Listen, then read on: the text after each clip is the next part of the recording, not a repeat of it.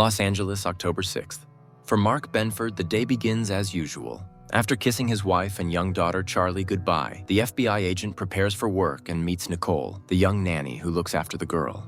Olivia is also getting ready for her shift at the nearby clinic, but before leaving, she dials the number of her assistant, Bryce. However, at that moment, he arrives at the pier, intending to take his own life. At work, Mark and his partner Dimitri begin surveillance of a suspect. When the woman is joined by accomplices, the agents start a pursuit. The suspects notice the surveillance, leading to a high-speed chase. At the pier, Bryce prepares to pull the trigger, while the entire city remains unaware of what is about to happen. Mark takes a sharp turn, and something strange happens. His entire life flashes before his eyes. In this vision, the agent sees a board with clues and connections, and then he hides from bandits who have come after him. Coming to his senses, Mark realizes that he wasn't the only one who blacked out. Chaos ensues around him. Hundreds of cars have collided, and people are frantically trying to find help. The agents spot the suspect's car and head towards it. Only the woman remains alive, but she babbles something nonsensical about frightened horses. Mark leaves Dimitri by the car and rushes to his wife to check on her. As he runs through the streets, he realizes the situation is much more serious. The blackout affected the entire city and caused widespread destruction. Olivia informs her husband that hundreds of injured people are being brought to the hospital. She ends the call and attends to a patient, a boy involved in an accident. Amazingly, the teenager recognizes Olivia and calls her by name. At the bureau, the staff is urgently gathered, and Stan Wadek reports the first piece of information. People around the world lost consciousness. It is evident that millions of people died because of the blackout, but Mark is concerned about something else. He admits that he didn't just lose consciousness. During that time, it felt as though he was transported 6 months into the future, to April 29th, and he clearly saw what would happen to him on that day. His colleagues support him, and everyone shares their visions. Only Dimitri remains silent. During the blackout, he saw nothing. Mark and Dimitri organize a board to collect clues, and Benford recognizes it as the one from his vision. He mentions a name that stuck with him, D. Gibbons. According to him, this name is where the investigation should begin. Olivia hesitates, but eventually decides to tell her husband about her vision. She saw herself happy, but with another man. Mark convinces himself that it might just be an illusion, but his vision starts to come true that same evening. Charlie gives her father a bracelet that he saw on his wrist. Olivia has to take Charlie to the clinic so she won't be left alone.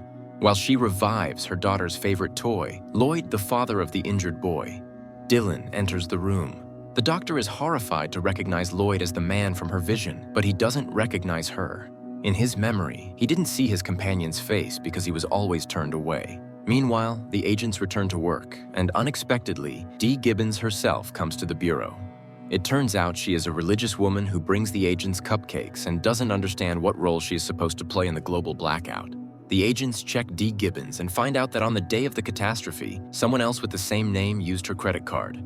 Without delay, the agents fly to Utah, where they are met by Sheriff Keeban. During the conversation, the young woman mentions that she, like Dimitri, saw nothing during the blackout, and the guy hopes that it was just a peculiarity of some people. While the agents try to find Dee Gibbons, the Bureau studies a strange video. A man who remained conscious was spotted at a baseball stadium. Mark notices an abandoned doll factory, and recalling an image from his vision suggests checking the building. The agents immediately realize that someone is inside the factory, but they fail to remain unnoticed. An alarm goes off, and hundreds of dolls begin to sing. Mark and Dimitri find the suspect, but they don't see his face. The psychopath utters a strange phrase and throws a lit lighter. Sheriff Keeban dies from shrapnel injuries. Dimitri understands that his fear is not unfounded. He didn't see his future because that day will not come for him. Checking Dee Gibbons' phone yields results. The unknown person called an unidentified guy from the stadium. Hawk tells Dimitri about her vision. The girl saw herself pregnant in an ultrasound room. Following her colleague's advice, she decides to post her vision on the website that the FBI created to collect memories. Noah decides to follow suit. He also posts his information on the Mosaic website, stating that he saw nothing. The guy's inquiry is answered that same evening. An unknown woman calls from a hidden number and says she saw an intelligence report. According to it, the agent will die on March 15th, a maximum security prison in Germany. One of the inmates, Rudolf Geyer, strolls through the yard chatting with a guard about the blackout. That same day, Mark receives a message from the old man. He knows what caused the blackout, but will only tell Agent Benford in person. Dimitri meets Zoe, his fiancée. The girl happily tells him that in her vision she saw their wedding in Hawaii, and the agent begins to hope that he can change his fate. Mark gets permission for a trip to Munich. He meets with the old man, but Geyer promises to reveal the truth only if he is deported to the US and all charges against him are dropped. Dimitri meets the customs officer from Geyer's vision, and he confirms the old man's memories. The old prisoner gets his way. He receives a pardon, but when it comes to his testimony, it turns out that he only knows about the dead crows and that it is somehow connected to the scriptures. Benford hopes that the old man's words will be of some use. He asks Hawk to check all cases of mass bird deaths. The agents manage to find out that a similar incident was recorded in Somalia many years ago. Mark asks to be sent to Somalia, but after the failure in Germany, the agent's request is denied. Then Benford asks Al to contact a former suspect in a hacking case to help him obtain the necessary information. Meanwhile, Dimitri returns to interrogate the girl they were tailing on the day of the blackout. The guy is sure she knows what happened, but she insists that the agents are looking in the wrong place and that Dimitri should hurry, as he has little time left. Despite Olivia's request to transfer Dylan, he is kept in the ward, but she doesn't even suspect that the boy's father, Lloyd, poses a threat not only to her family. Answering a phone call, Lloyd talks to his accomplice, the one who, together with him, caused the worldwide blackout. The agents are attacked. This prompts the CIA to get involved, and all agents are sent for a polygraph test to determine why someone is now trying to eliminate them. After the interrogation, the government convenes a meeting to decide whether to continue funding the Mosaic project. Stan understands that this is the only way to gather enough information, and they must defend their case. The Senate hearings begin at 10:30 p.m., and the floor is given to Agent Benford. Mark starts to falter in his testimony because he hesitates to tell the truth. In his vision, he was drunk. While Mark struggles, his colleagues find something interesting. In satellite images, they find strange towers in Somalia. Hawk immediately informs Mark of the discovery. After a private conversation with the president, Stan finds his subordinates and tells Mark that they have secured funding. Mark calls Janice to share the good news and to warn her that they will soon return from Washington, but at that moment, the agents are attacked for the second time. In the dining car, a passenger notices an attractive fellow traveler, and to get her attention, he starts talking about the blackout. While he tries to charm the beauty, hoping to lure her to his compartment, Janice Hawk is brought to the hospital in critical condition. Learning about the attack, Olivia tries to call her husband, but soon, he personally appears at the hospital with his colleagues. The agents visit the deceased attackers. Examining the bodies, Dimitri finds a mark on one of them, a blue hand. Mark saw the exact same symbol in his memories, and it was somehow connected to the worldwide blackout. Dr. Simon Campos, the charming guy from the train, gets what he wants, and the girl ends up in his bed, but soon she begins to regret it. The stranger tells her that in his vision, he takes someone's life and enjoys it. Lloyd arranges a party for his son and brings him a Halloween costume. But as soon as the man gets distracted, Dylan leaves. The boy gets on the first bus he finds and makes his way to the right address. Dylan enters the Benford house uninvited, calling it his home. Dimitri finds another blue hand, but this time on a road sign. Following the direction indicated, he sees another marker and continues on. The nanny calls Mark and tells him about the little guest. The man is shocked to learn that Charlie knows the boy well, even though she has never met him before. Lloyd arrives at the house and immediately recognizes it as the one from his vision. Mark also instantly understands who this man is, and when Olivia enters the room, everyone feels awkward. The agents arrive at an abandoned house, which is also marked with a blue hand. Breaking in, they find several bodies with their hands smeared in blue paint. Returning his son to the hospital, Lloyd decides to head home for some rest. But in the backseat of his car, an old acquaintance is waiting.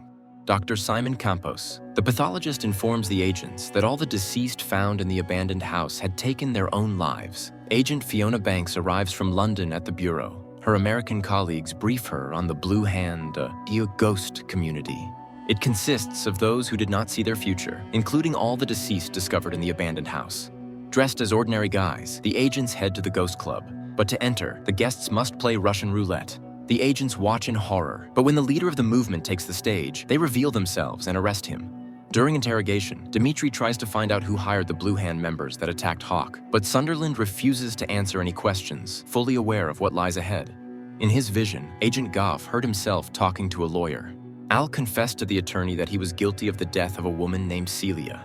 Tormented by these memories, Goff leaves Dimitri a letter and heads to the roof. To change his fate and avoid being responsible for someone's death, he makes a fateful decision.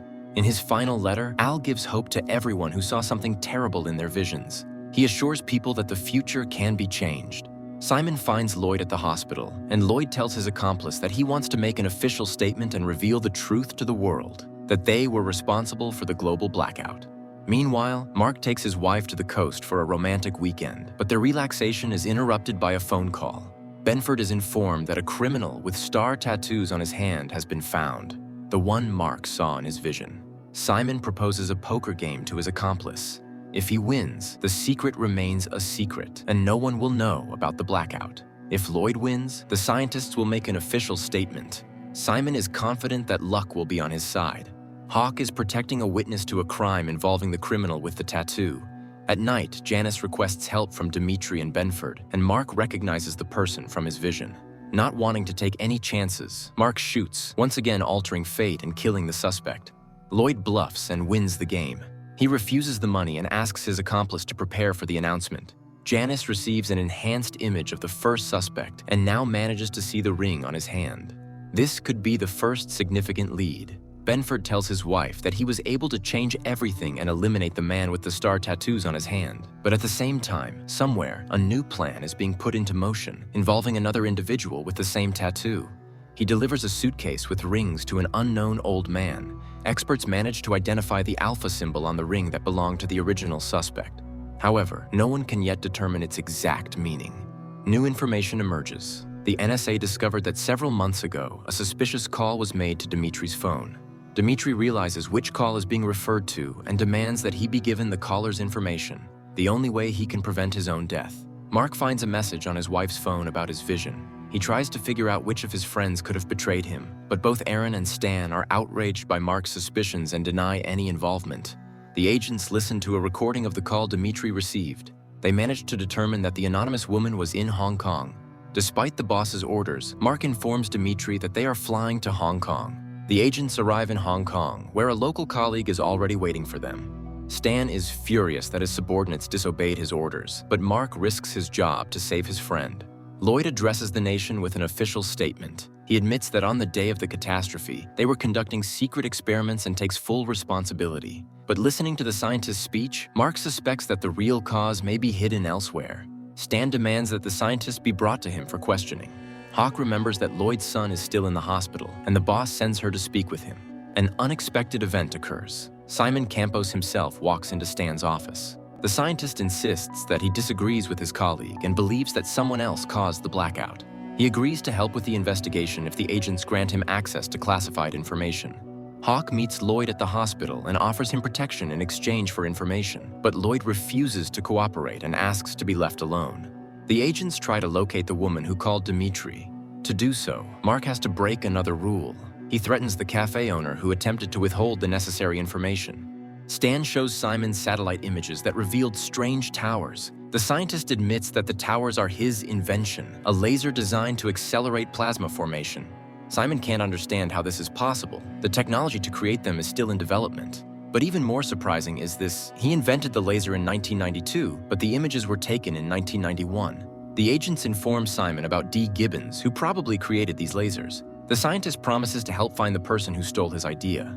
Lloyd asks the chief physician to transfer Dylan to a safer clinic, but after the announcement, the scientist loses his credibility and the doctor refuses to help him. Then Olivia intervenes. She promises to do everything she can to ensure the boy's safety. Mark and Dimitri find the cafe where the woman who called is having lunch. She allows the agents to sit down, but admits that she regrets making the call, and that their visit might only make things worse. The woman claims that the shooter who will take Dimitri's life will be Benford. As proof, the stranger provides Mark's gun's serial number. Shocked by what he hears, Mark loses his temper and creates a scene.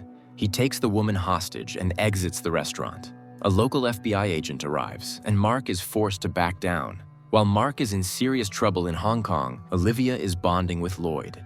The scientist tells her about parallel universes in which they might have been together once.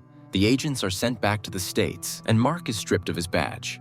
Meanwhile, D. Gibbons visits the Sears home. Dylan is being prepared for transfer. Lloyd and Olivia bid a warm farewell, but the doctor notices something amiss. The paramedics turn out to be imposters. They open fire on the security detail and, abandoning Dylan, take Lloyd away. Lloyd regains consciousness in a basement, handcuffed. Hawk is tasked with hiding Simon in a safe place where he can continue his work, but those who need him find the agents as soon as they settle into the safe apartment. Dimitri finds Janice unconscious. Meanwhile, Simon is taken to the basement to meet an old friend. The scientists try to understand who and why they were kidnapped, but the answer comes unexpectedly. The same old man who recently received the suitcase with rings arrives in the basement. The kidnapper introduces himself as Flosso. He makes it clear that he won't be gentle, and the hostages should answer his questions precisely. Mark is assigned sessions with a psychotherapist who helps him recall details from his memories that were previously hidden. Benford remembers that on that night he was talking to Lloyd on the phone. Later, Mark reveals another memory to Aaron. In his conversation with Lloyd, he mentioned a second blackout. Lloyd remains silent, realizing that his revelations could lead to a catastrophe, but Flosso finds a way to make the scientist talk. He has Simon's finger cut off right before Lloyd's eyes. The agents discover where the captive scientists are being held. On the way to the basement, Dimitri calls Janice and asks her to join the operation. Unable to resist any longer, Lloyd tells everything that happened during the experiment, giving Flosso specific details. At that moment, the agents storm the location, but it turns out to be empty. The only thing awaiting the agents is a booby trap. Driving around the city, Mark recalls the map from his visions and realizes where to search for the captives. By this time, Lloyd and Simon are being prepared for execution. The agent crashes into an abandoned store and rescues the scientists. Simon is loaded into an ambulance, but inside, he is met by Flosso. The old man apologizes for the finger and explains that it was to divert suspicion from the boy and to ensure Simon has no desire to rebel. He reminds him that Simon was the initial suspect. Several months earlier, after his father's funeral, unknown individuals took the scientist to a baseball game and ordered him to wear the ring. Thanks to it, he remained conscious while everyone else blacked out. The operation was led by D. Gibbons. Janice informs Simon that he will be held in custody for some time.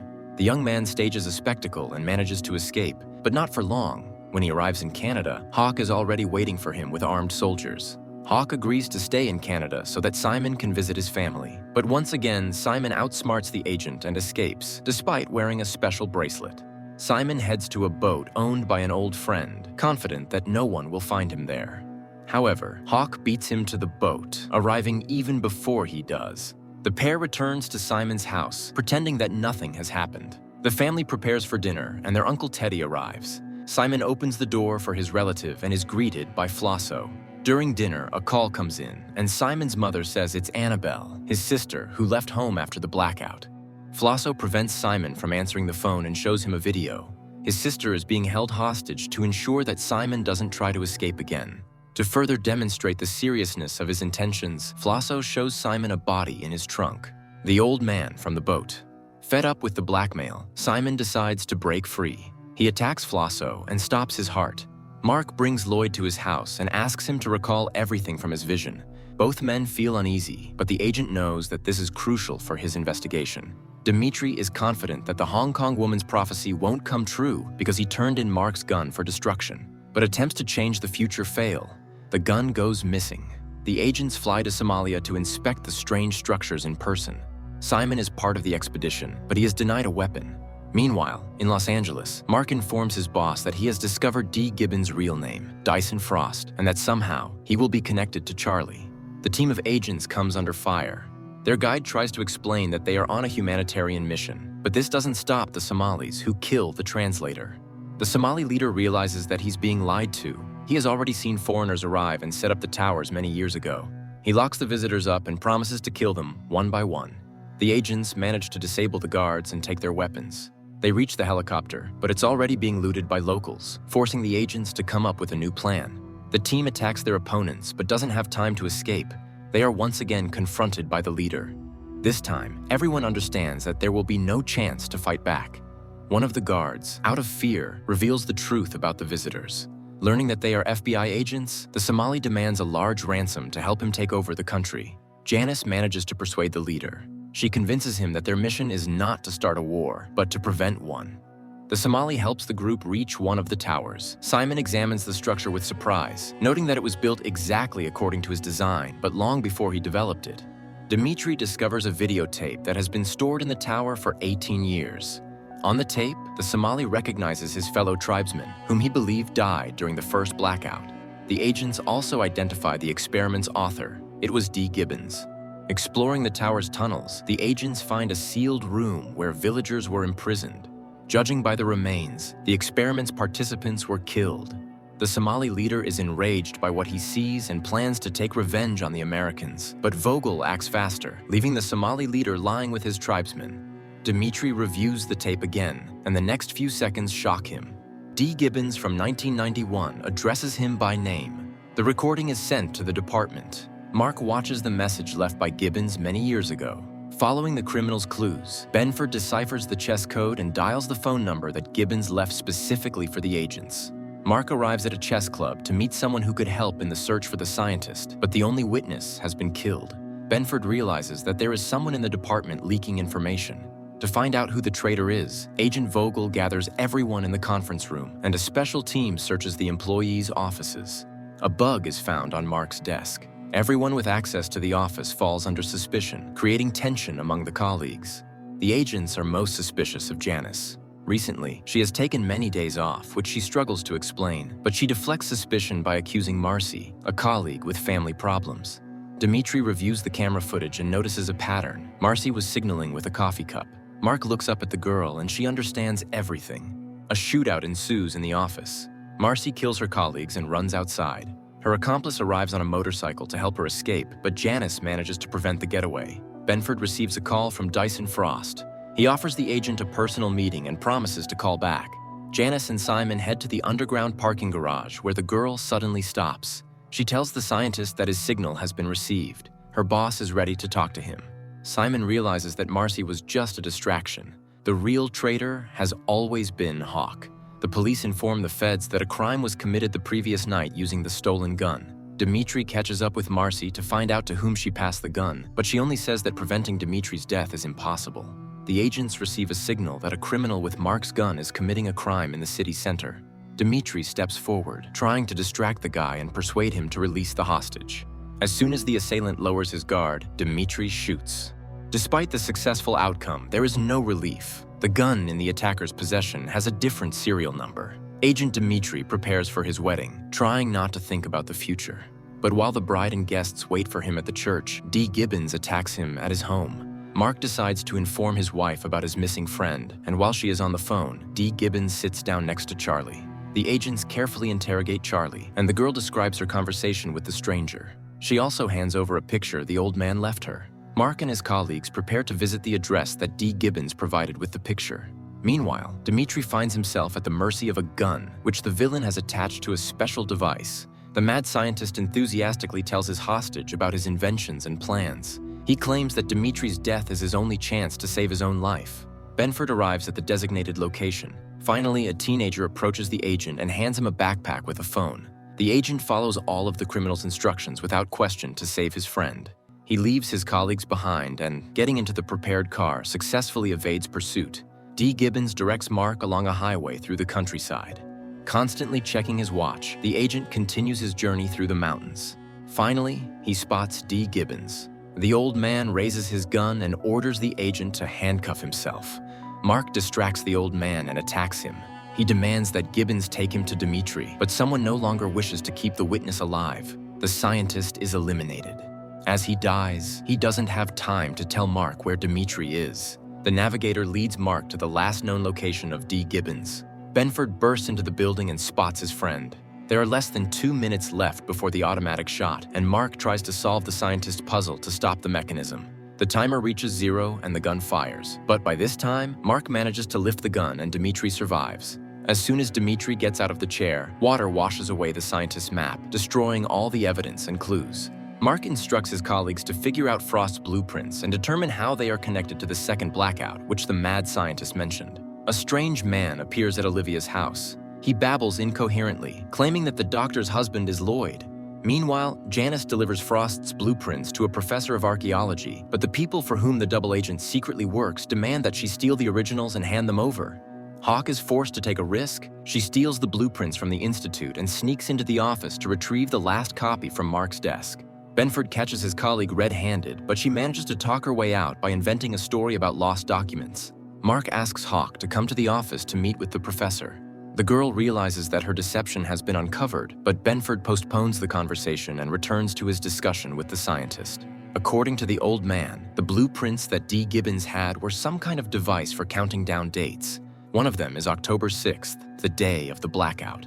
Frost's words keep replaying in Mark's mind, and an idea strikes him. He breaks open the large chess piece hanging on the board.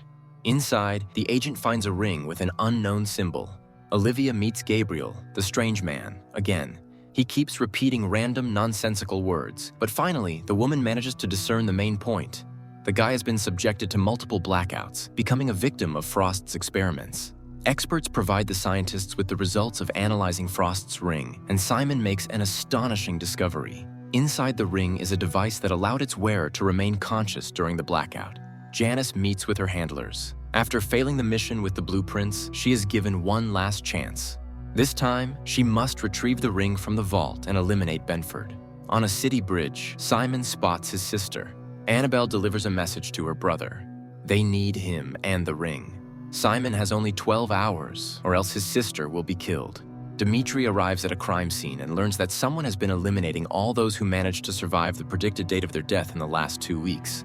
Simon memorizes the safe's code when Lloyd places the ring inside. As soon as the scientist is left alone, he decides to use this opportunity to save his sister. The agents identify the executioner who has been getting rid of all the survivors. It turns out to be Mr. Slingerland. The agents catch the psycho just as he tries to dispose of another victim, but despite all efforts to save her, an agent accidentally hits the girl. Mark discovers a minivan and Annabelle inside. He informs Simon, but it's already too late. The scientist escapes with the ring. The agents investigate Simon and his alibi for the day of the blackout. Using special software, they establish that he was indeed the prime suspect at the baseball stadium. Olivia brings Gabriel to Mark's office to help find clues. According to the madman, Benford's wall is full of errors, and he forces the agent to redo everything according to his notebook. During interrogation, Gabriel says that Frost wasn't the only leader. There was someone much more important, and he will repeat the blackout very soon. The deranged stranger shows a portrait of this person. It turns out to be the man Simon is currently talking to. Gabriel is set to be transferred to a safe house, and Janice informs her handlers about it. The minivan falls into an ambush, but instead of the strange madman, it's Mark disguised inside. But the agent's operation doesn't end there. He manages to infiltrate the villain's lair and capture the leader. Mark realizes who the traitor in their department is, but Janice still doesn't tell the truth. She claims she was only working for the CIA. Benford begins interrogating the main suspect. He wants to know how the villain caused the global blackout, but the scientist is confident that it doesn't matter. Regardless of how the day unfolds, the outcome will be the same. Benford will be dead by nightfall. Dimitri heads to Janice's house and finds Simon there. Hawk sees no other way out. She helps her partner arrest Simon despite their previous arrangement. Despite warnings, Mark loses control and uses force to find out when the global blackout is planned. Stan realizes that Benford is not in control of himself and orders him to be removed from the office. At 6 in the evening, thousands of people gather in the streets to celebrate April the 29th, the day from the visions. Lloyd arrives at Olivia's house to ensure events unfold correctly, but the woman also decides to change her fate and leaves town with Charlie. Mark's chain of events also changes. He starts a brawl in a bar and ends up in a jail cell. With just over an hour left until the moment of truth, all the characters find themselves in different places, but Stan posts bail for Mark, and everything starts to fall into place. The agents return to the bureau due to a report of planted explosives. At the same time, Lloyd finds Olivia and asks her to return home so they can recreate the evening from their shared memories. The scientist's plan begins to unfold. Dylan writes the formula he saw Lloyd use on the mirror. The FBI building is attacked by masked assailants, but this doesn't stop Mark, and he finds himself in his place at the map with the clues. Simon infiltrates the corporation's server room to hack the computer and prevent another blackout. At the appointed time, Lloyd calls Mark and gives the date of the next blackout, the next 48 hours. Thanks to Gabriel's notebook, Benford learns the exact time. The blackout will happen in 12 minutes. The masked criminals destroy Mark's office and all his work, but the agent survives and tries to fight back. Simon notices that someone has remotely taken control of the program and he cannot stop it. Dimitri suspects the scientist did it on purpose, but Simon swears he is trying to prevent the catastrophe. Mark manages to warn his boss about the next blackout, but he can't get out of the building and is once again surrounded by armed mercenaries. With 30 seconds left before the explosion, Mark runs for the exit. But at that moment, the mechanism activates, and the world freezes again, glimpsing into its future. This is where the series ends.